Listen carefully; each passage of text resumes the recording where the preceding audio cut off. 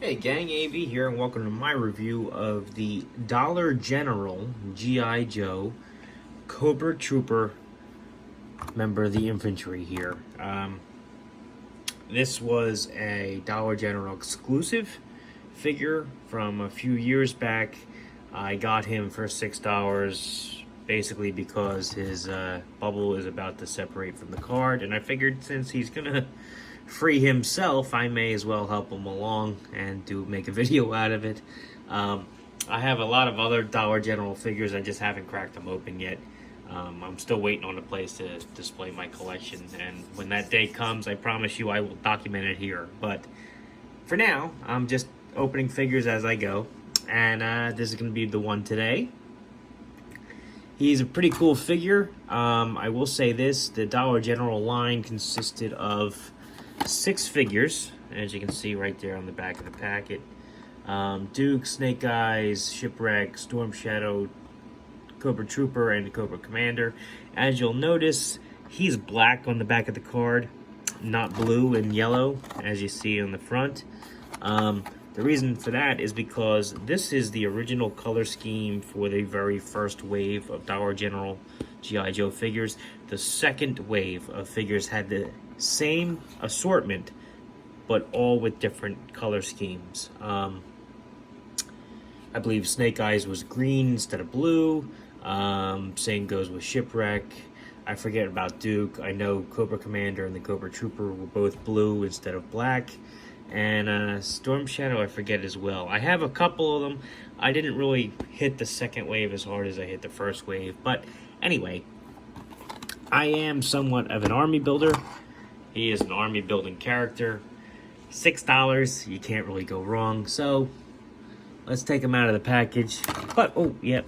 Jeez, his figure stand's already coming out. He's anxious.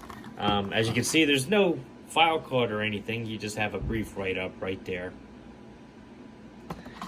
And some technical jargon on the back. There's no documentation or anything.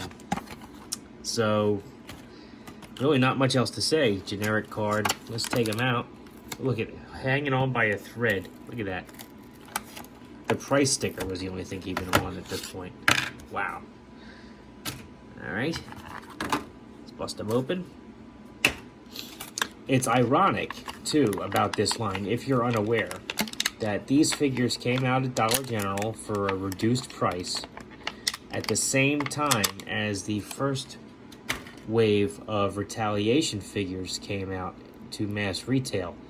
And these cheapo figures were better received than the movie line, not because there was no interest in the movie characters, but because they scrimped out so much on the detail and the accessories of those movie figures that the Dollar General figures, the articulation especially, was a lot better than the mass release stuff.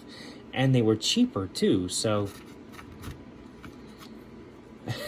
I'm not sure why they did that, but it kind of blew up in their faces because now that line's not here anymore, unfortunately. So, anyhow, here he is.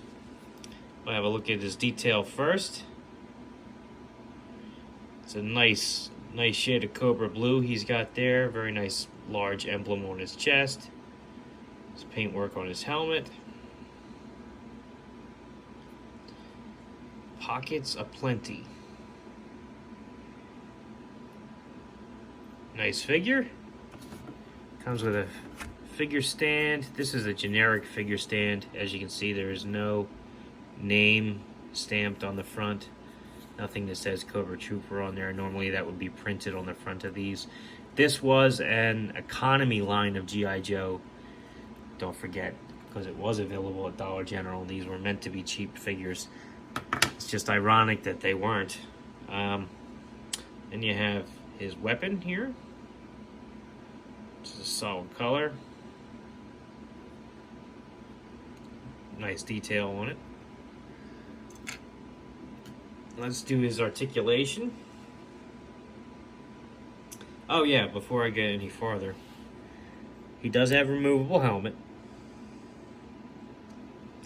And his harness is also removable. I just don't feel like doing it. Let's see, actually, where's the peg for it? You may actually have to heat the figure up to remove this. Oh, no, no. Peg is right there where it should be. Right where the buckle is. So it is possible to remove this without completely dismembering the figure, I think. I just don't want to do it, so. Helmet goes back on there, but actually I can do his head articulation better without it. It does a full 360, can look down and up slightly, not by much. His arms do a full 360. They can go up about yay high. There's nothing at the bicep. His elbows have a full 360 rotation right at the elbow. Single jointed elbow. Wrists do a full 360. And they do have a hinge, it looks like. Oh, very stiff, but it's there. He does have a hinged elbow, or wrist, I'm sorry. He's got torso articulation. Feels like a ball joint in there. Legs go out about that far. They can go up about this high. He's got a double jointed knee, so he can bring his heel back about that far. He's got the rotation at the top of the foot, and he's got the heel hinge, so he can bring his heel back and toes forward. Very nice articulation on these guys. Like I said, their paint apps were a little bit limited. They only came with a single, if maybe 2 accessories max. But you know what? These figures were great, especially for the prices that they came out as. I think they ranged from $5 to $6 at Dollar General when they came out. That's fantastic. I know I was hunting them down when that happened, and I have a few. I'm happy to say. Great articulation. If you can find them cheap, by all means, pick them up. They had, even though it was only 6 characters, there were 6 good characters. So, and in the case of Snake Eyes and Storm Shadow and whatnot, some unique versions of later versions of those characters. If that makes any sense. Later versions from the vintage line, but new versions, unique versions for the modern era. Anyhow, great figure. Let's do a size comparison now. Let's get him standing on his own so that we can get a proper size comparison. So he's got no come on now, stand. Got no advantages over the vintage figures, which is right here. Oh, you dirty butt. You dirty butt. Come on.